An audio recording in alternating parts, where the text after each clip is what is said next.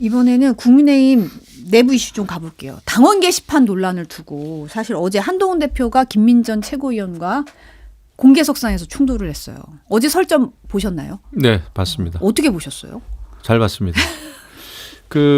제가 과거에 이제 대변인도 3번씩이나 하고 그래가지고 네. 최고위에 참 많이 배석을 했었어요.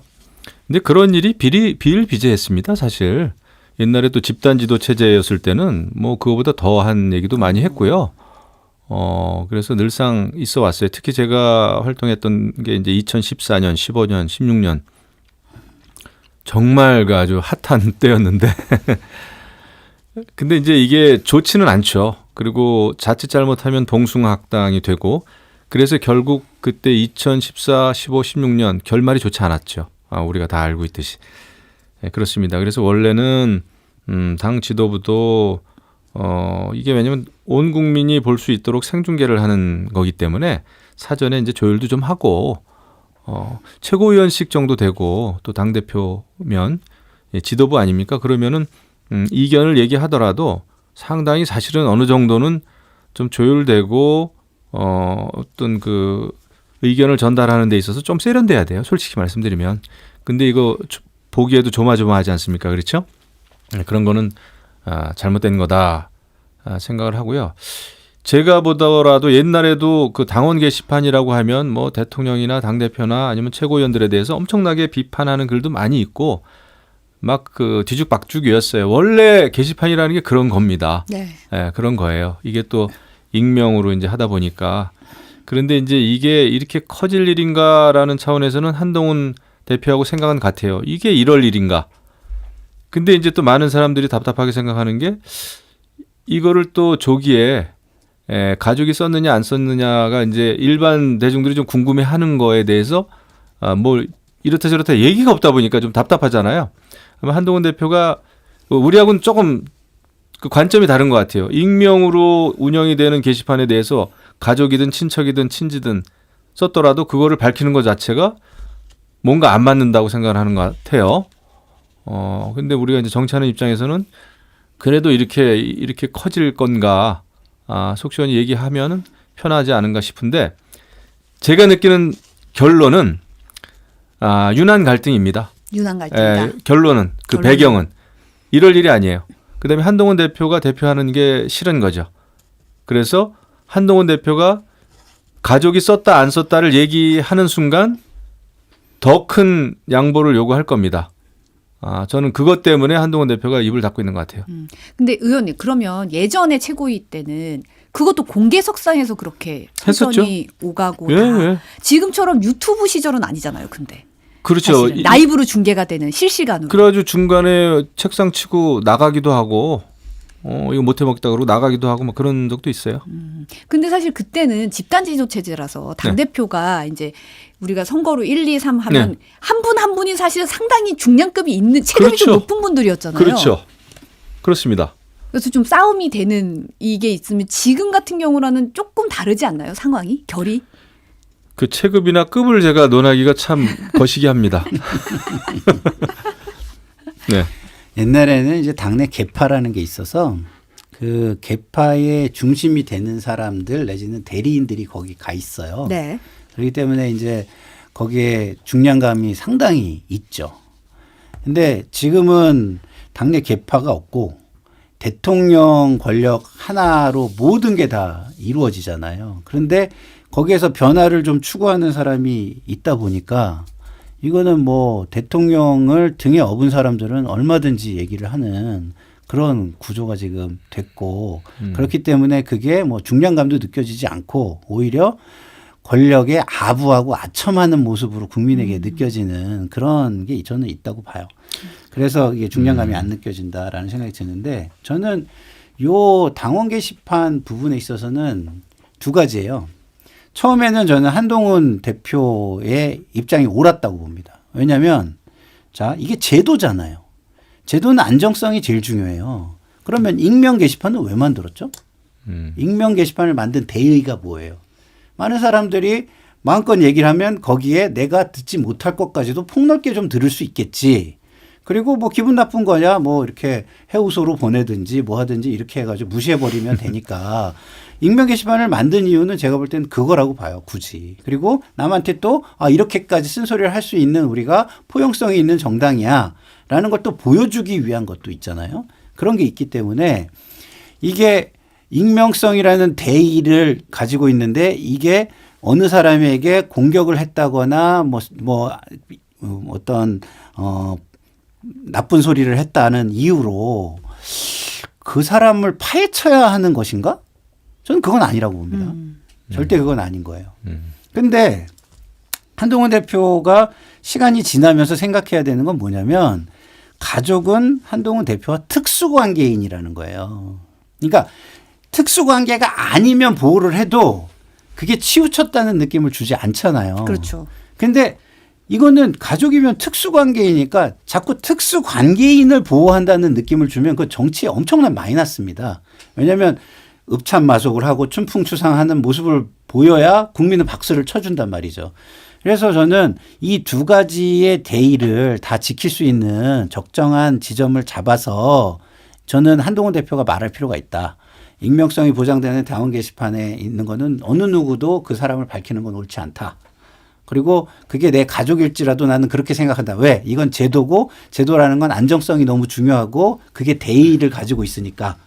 그렇지만 그럼에도 불구하고 이건 나와 관계된 일이니 내가 피해를 보고 내가 손해를 보는 일을 하겠다. 나의 결단으로 하겠다. 그러나 앞으로 익명 그 게시판에 대한 이런 일은 있어서도 안 되고 이런 일이 있다 그래도 그 개인을 밝히거나 하는 거는 절대 해서는 안 된다. 이렇게 선언을 하는 게 맞지 않을까? 뭐 그런 생각이 들어요. 근데 사실 이제 김민전 최고위원도 그렇고 아까 이제 그 윤한 갈등 말씀을 하셨는데 이제 그동안 침묵을 지키던 김은혜 의원도 등판을 하고 지금 나오는 면면들이 보면 이제 한동훈 대표한테 썼냐 안 썼냐 가족이 그래서 썼다는 거냐 안 썼다는 거냐 이걸 밝히라고 계속 압박의 수위를 높이고 있잖아요. 그렇죠. 사실 그런 공격을 하고 있고 근데 어떻게 보면은 이제 윤한 갈등 때문에 지지율 떨어졌다가 이제 이재명 대표 사법 리스크라든지 지지율 조금 20% 회복했다든지 이런 상황 때문에 친윤계가 다시 움직이는 거 아니냐. 김옥균 프로젝트가 다시 발동한 거 아니냐 이런 얘기 지금 나오고 있거든요. 친한계에서도 그런 이제 공작설에 대해서 얘기가 지금 나오고 있어요. 심지어 한동훈 대표도 어제 최고위원회 끝나고 이제 기자들과 만나서 이거 당대표 흔들기다라는 입장을 내놨거든요. 이걸 보면은 이게 그냥 단순한 해프닝은 아닌 걸로 지금 거대하게 흘러가고 있는 분위기가 나온단 말이죠. 그 윤한 갈등은 계속 가고 있는 거죠. 그리고 뭐 이게 수준 높은 그런 공작은 아닐 거고 다만 저는 권력 투쟁이라고 봅니다. 정치권에서 있을 수 있는 그거는 전당대회 과정에서도 아주 여실히 드러났었고요. 전당대회 끝나고 나서도 이거는 좀 계속되고 있다고 봐요. 근데 이제 이런 과정에서 한동훈 대표가 그 리더십을 잘 이제 발휘해야 되고 이게 이제 현실이기 때문에 이걸 그냥 무시할 수는 없어요. 그리고 한동훈 대표를 흔들 수 있는 사람들이 이제 많이 나올 거예요, 앞으로도. 그래서 그거를 이길 수 있는 방법은 뭐가 있겠습니까? 민심밖에 없어요. 일반 당심하고. 그러니까 일반 민심. 지금 왜냐하면은 현역 국회의원 중에서 친한계다 할 수 있는 사람들이 아직도 손에 조금 꼽잖아요. 많지 않고. 이런 상황에서는 그 민심이 뭔가라는 것을 잘 받아가지고 거기에 이제 대응을 잘 하면서 쇄신하고 개혁을 하자라고 했을 때 이제 한동훈 대표 리더십이 더 단단해지겠죠. 근데 이제 민심의 입장에서 봤을 때 당원 게시판 가지고 이렇게 길게 뭔가 싸우는 모습을 보이는 게 과연 국민의 눈높이라든지 민심에 뭔가 어필할 수 있는 지금 국면인가라는 의문이 들긴 하거든요. 그러니까 우리 존경하는 김상일 평론가께서 사실 정답을 말씀해 주신 거예요. 이게 제도, 익명이라고 하는 그 당원 게시판은 원래 그런 거거든요. 원래 그런 겁니다. 그리고 누가 썼든지 간에 그거를 찾아서 누가 어떤 글을 썼는지를 그걸 밝히는 거는 그건 옳지가 않아요. 그거는 쉽게 수사를 할 수 있는 문제도 아니고 그럴 바에는 게시판을 없애는 게 맞는 거죠. 그래서 그거는 그건데 또 정치니까 그러니까 이제 친윤계 쪽에서 굉장히 대두하는 비판을 하고 한동훈 대표를 끌어내린다. 이거는 세상이 다 아는 거 아닙니까? 하지만 그거를 넘어서려면 그 논리를 가지고 무장을 하려면 이게 민심에 맞는 그 대응과 대처가 필요한 거죠. 당 대표로서. 네. 그냥 이거는 나 끌어내리는 공작이다 하면은 그 수준에서는 이 문제가 절대 해결이 안 된다는 거예요. 그럼 어떻게 해결해야 될까요? 이거 얘기하셨잖아요, 김상문 평론가. 가족의 문제가 그래서 어려운 거거든요. 가족이 솔직히 안 썼을 수도 있어요. 나중에 이게 큰 반전이 있을 수도 있어. 나는 반전이 있을 수도 있어. 그래서 내가 아직까지는 내가 사실 입을 닫고 있습니다. 아, 모르는 거니까. 왜냐하면 한동훈 대표가 한 번도 얘기를 안 했거든. 네. 그래서 하지만 이게 이렇게 계속 이 문제가 커지는 거는 한동훈 대표에게도 이제 좋은 건 아니죠. 우리가 좀 개혁을 해야 되는데. 근데 이거를 이제 제가 말씀드린 방법도 있고 또 하나의 방법이 저는 있다고 봐요. 어떤 거 있죠? 또 하나의 방법은 민심에 따른 변화를 하는 거에 있어서 성과를 내는 거예요. 예를 들어서 최상병 특검법에 대해서 본인의 안을 합리적인 안을 제시한다거나 김건희 여사 특검과 관련해서 그러면 민심에 따르는 본인만의 신의 한 수를 제시한다거나 뭐 이런 성과가 있으면 이런 건 묻힐 거예요. 왜? 63%의 당원들이 한동훈 대표를 뽑은 이유가 이 당을 변화시키라는 거거든요. 근데 지금 변화시킨 게 하나도 없잖아요. 하나도 없으니까 이런 이슈를 돌파를 못하는 것도 있는 거거든요. 이거 아무것도 아닌 이슈라고 저는 보는 이유가 이거는 한동훈 대표를 끌어내리기 위한 김옥균 프로젝트의 일환으로 보여요. 제가 볼 때. 생각해 보세요. 자, 그분들이 아무리 가족이라 그래도 쓴 글이 틀렸나요? 대통령 문제 있다. 김건희 여사 문제 있다. 그러려면 탈당해라. 그 왜 문제가 돼요? 그게 민심이에요, 지금. 그 민심을 그대로 쓴 거예요. 예? 근데 그거를 받아들이지 못하는 기득권 정치인들이 대통령과 여사를 결사옹위하고 결사 방탄해야 된다라는 목적으로 이 방탄을 하기 위해서 보다 보니까 한동훈이 제일 약한 골이네? 그러면 한동훈을 공격해가지고 그 요소를, 불안 요소를 없애야 되겠네? 하고서 한동훈 공격하는 거잖아요. 예? 심지어 한동훈 대표는 제대로 하지도 못하는데도 제대로 하지도 못하지만 그럴 가능성조차도 불안해서 못 견디겠다, 없애야 되겠다 하고 공격하는 거 아니에요? 저는 그렇게 보기 때문에 이거는 한동훈 대표가 사실은 정답은 성과를 보여주는 거예요. 지금의 그 대통령실을 향하는 현 정권을 향하는 민심을 조금이라도 받아들여서 변화할 수 있는 방향으로 끌고 가는 리더십을 보여주면 이런 거는 저는 아무것도 아니다. 그것도 못할 거면은 아까 제가 말씀드린 방법으로라도 하는 게 좋지 않겠나 이런 생각이 듭니다. 그러니까 이제 대부분 제가 공감이 가고 동의를 하고요. 말씀하신 거에. 그다음에 이제 한동훈 대표가 한 일이 전혀 없지는 않아요. 사실 좀 이렇게 또 평가를 좀 해보자면 사실 총선 이후에 정말 변할 것 같지 않았던 대통령실을 향해서 나름대로는 힘겹게 싸우긴 싸운 겁니다. 예, 당대표로서 그것도. 당대표로서 그거 쉽지 않은데 만약에 다른 당대표가 됐다라고 하면은 저는 대통령실이 그나마 또 대통령께서 그렇게 대국민 담아라도 물론 흡족하진 않았지만 그거라도 하고 또 김건희 여사 해외 순방도 또 안 하게 하고 그렇게 했을까? 저는 그거를 그래도 변화를 가져온 거는 한동훈 대표의 그 노력 그게 있었다고 봐요. 그거 쉽지 않거든요, 정말.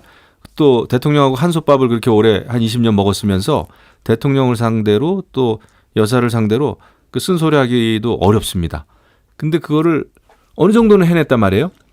그러면 이제 여기서 그치면 안 되고 우리 평론가께서 말씀하신 대로 더 뭔가 새로운 그 변화, 개혁, 그 참 쉽진 않은데 이런 걸 해야 되죠. 민주당하고 상관없이 이제 그런 거를 해야 되는데 그렇게 하더라도 저는 그 친윤계의 반발 공격은 계속 되리라고 봅니다.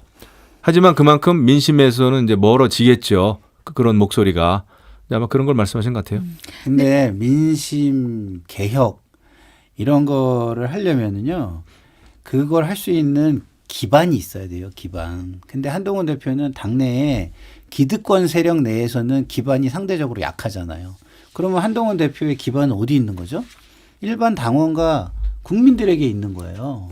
근데 그 63%가 지지를 해줬는데 이 63%때 선거 운동한 사람도 있고 다 그런 사람들이 있을 거 아니에요.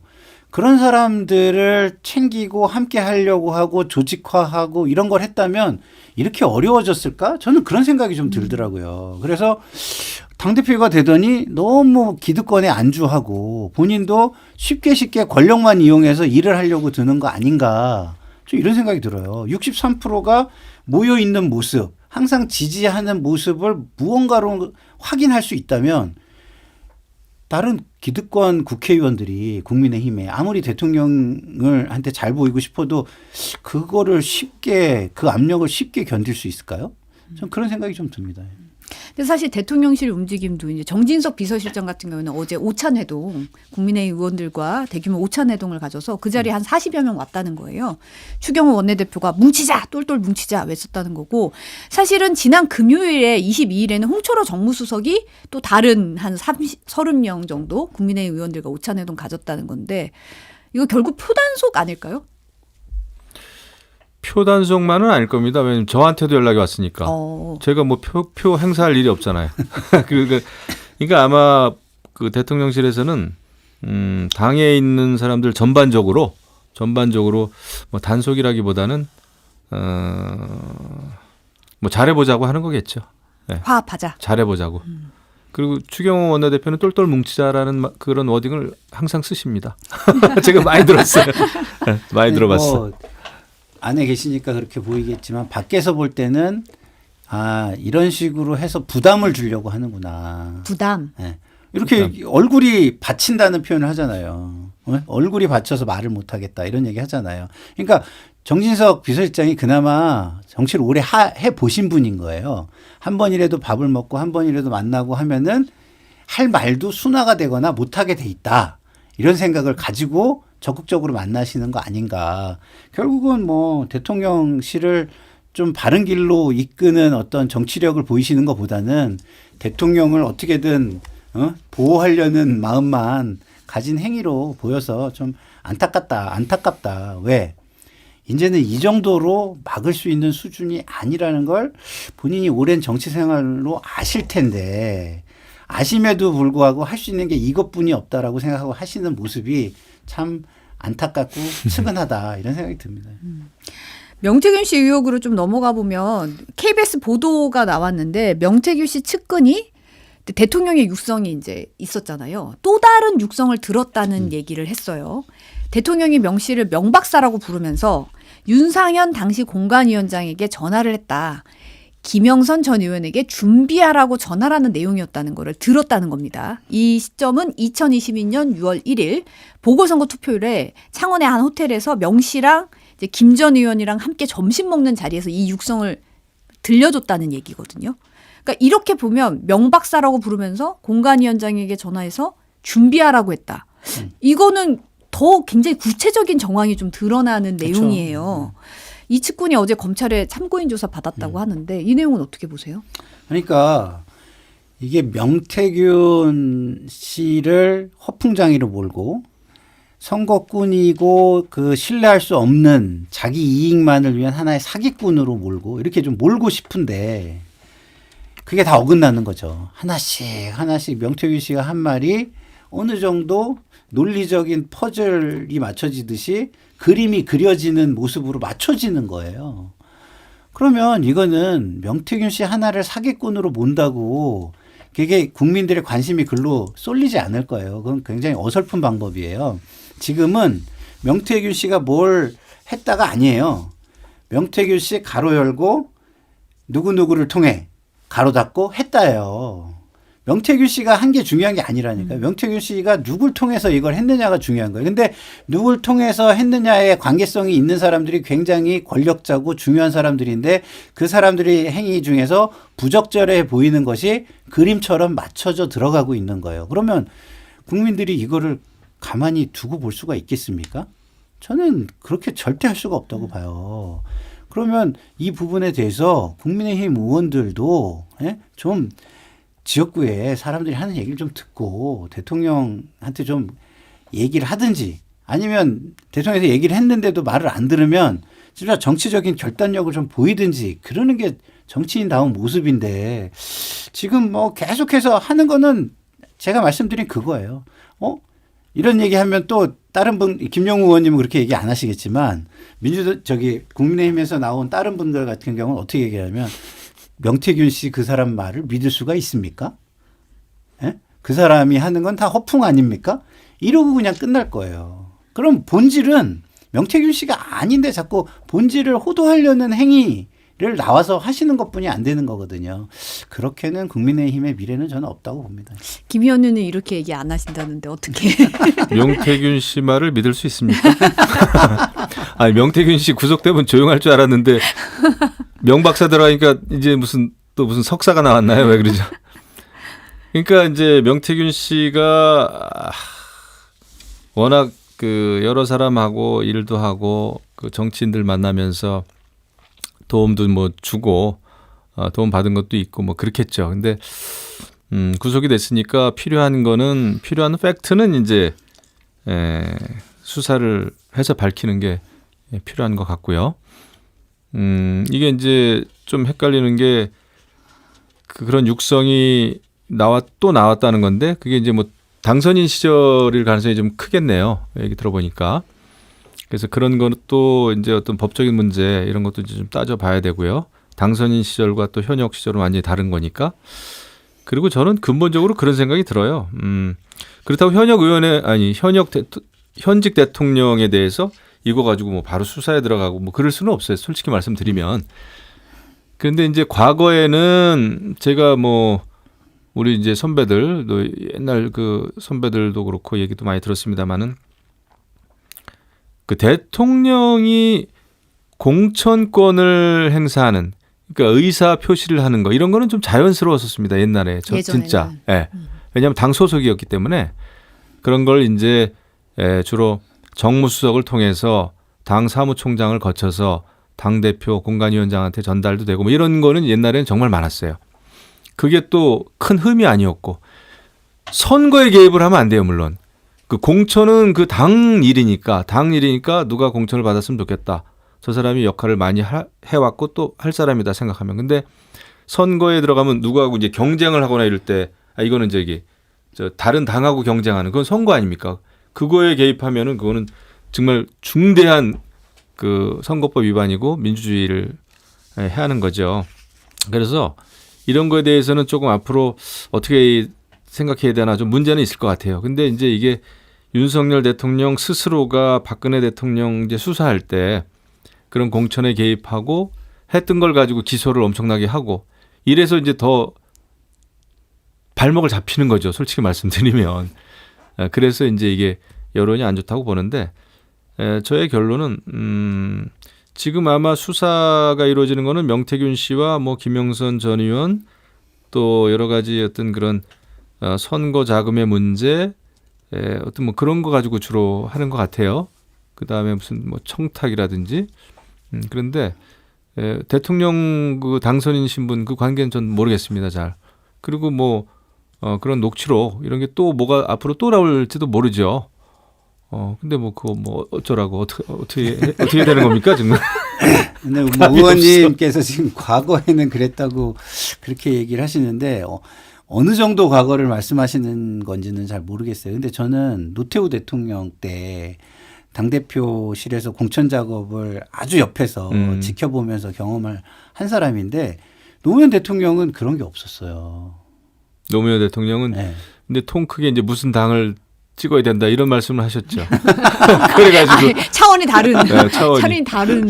근데 무슨 당을 찍어야 된다 그 말을 뭐 그런 뉘앙스로 하시긴 했지만 그걸 더 심하게 한 분들이 지금 계시잖아요. 예? 심지어 뭐 지역을 다니면서 그냥 아예 뭐 이 지역에 뭐 해주겠다 선거를 앞두고 그런 분도 계시잖아요. 그러니까 그거에 비하면 뭐 아무것도 아닌 거고 그때는 그 정도 가지고도 논란이 컸으니까 도덕적으로 상당히 지금보다는 상당히 우위에 있었던 시대다 이런 생각이 좀 드는 면이 있고요. 근데 어쨌든 그때 제가 뭐 그때 이제 모시는 분이 그 당시에 이제 그때는 우리는 당 의장이라고 불렀는데 당 의장께 이렇게 뭐 문재인 그 비서실장이나 뭐 쭉 이렇게 뭐 말씀을 하시는데 한 번도 대통령이 뭐 어떤 사람들을 해라라든가 뭘 하라든가 이런 걸 한 적이 한 번도 없어요. 네, 그럼 실세가 아니었네. 네. 다른 사람, 실세였죠. 다른 사람 통해서 완전 이렇게. 실세였죠. 완전 실세였는데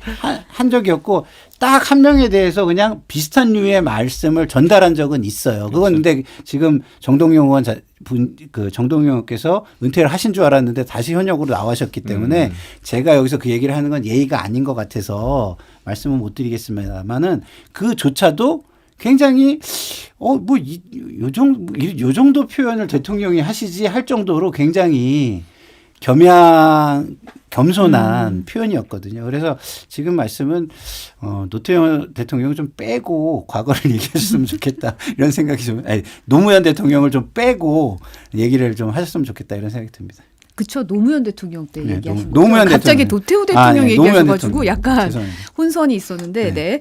같은 알 수 없을 옷이라서. 뿐이죠, 우리가. 알 수 없을 뿐이죠. 아니 저는 옆에서 진짜 그거를 오가는 메시지를 다 봤어요. 네. 네, 이제 명태균 씨 의혹이 사실 이제 오세훈 시장 후원자로 알려진 김모 씨가 오 시장 관련해서 여론조사 비용 대납해줬다는 의혹이 불거졌어요. 근데 김 씨가 JTBC에 짝사랑하는 오 시장 좋게 해준다고 하니까 돈을 줬다라고 인정을 하면서 오 시장은 몰랐던 일이라고 주장을 했거든요. 오세훈 시장도 오늘 명 씨에게 여론조사 의뢰한 적도 없고 조사 결과 받아본 적도 없다. 대납 의혹에 대해서는 일 벌어지고 나서 이분이 이렇게 사고를 치셨구나라는 생각을 했다. 저에게 도움이 된다는 판단을 해서 그랬던 거라고 짐작했다라고 해명을 했더라고요. 이 해명은 어떻게 보시나요? 아니 뭐 정치권에서 벌어진 일을 그걸 우리가 뭐 어떻게 해석을 해야 되는 거죠? 그러니까 제가 볼 때는 이거는 우리가 이제 팩트를 알 수는 없어요. 이 자리에 앉아가지고 뭐 알 수는 없는데 아무튼 오세훈 시장은 워낙 선거법에 대해서 잘 알고 있고 본인이 그런 경험이 워낙 많고 그래서 특별하게 문제가 되거나 위법한 거를 행하게 하거나 그거를 묵인하거나 그럴 분은 아니에요. 제가 아는 오세훈 시장은 그렇습니다. 결벽증이 있을 정도로 굉장히 조심하는 분이에요. 정말 소심할 정도로. 그래서 저는 오세훈 시장 그 말을 좀 믿고 싶고요. 선거 때가 되면은 정말 선거 정말 브로커에 가까운 사람들이 많이 도와주겠다고 하고 또 특히 여론조사 같은 거 이렇게 좀 도와주겠다고 하는 그런 사람들이 뭐 저한테도 많이 찾아왔으니까 그런데 후보 입장에서 그거 그렇게 해 주십시오. 절대 못하죠. 그건 100% 문제가 되거든요. 그래서 그거는 이제 불법 선거를 해달라는 거고 그건 또 청탁이 되고 거기에 대가를 줘도 그거는 불법이고 안 주고 그냥 해도 기부행위가 되어서 또 불법이고 그래서 저는 오세훈 시장 말이 좀 맞지 않나 싶고 자금을 줬다고 하는 김모 회장님인가요? 네. 사장님입니까?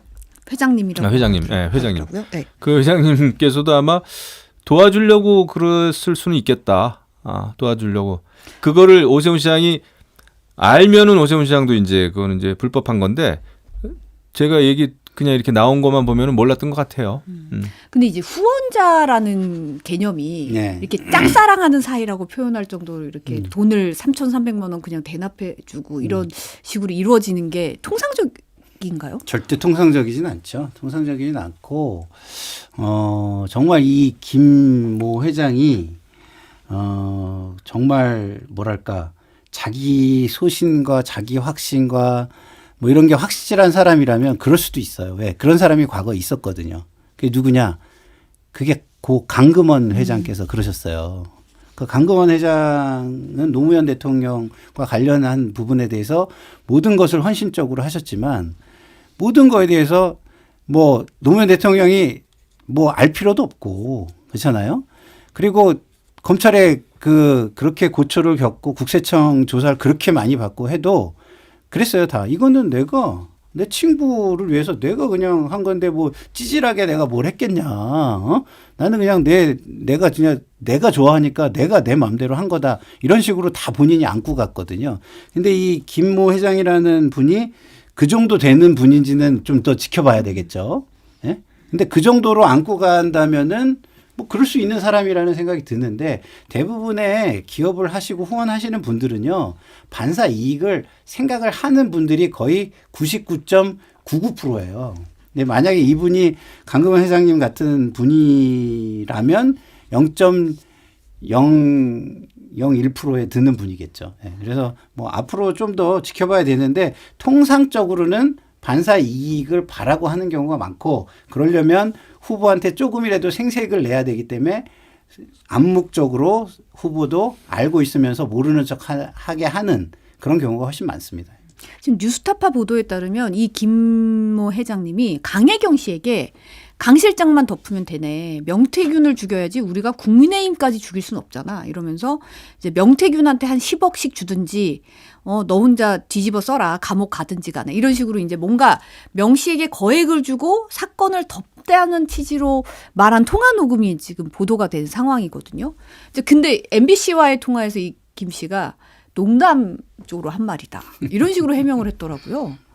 그 이제 거래하는 사람들의 전형적인 모습이죠. 예? 이렇게 저렇게 이렇게 하면서 뒤에 가지고 있는 것은 살짝 보여줘야 겁을 먹으니까 보여는 주면서 또 그거를 이렇게 다시 회수할 수 있는 거는 여지는 또 만들어야 되니까 이렇게 하는 거 아니겠습니까? 그게 전형적인 거래를 하려고 하는 하나의 방식이었다라고 저는 생각하고요.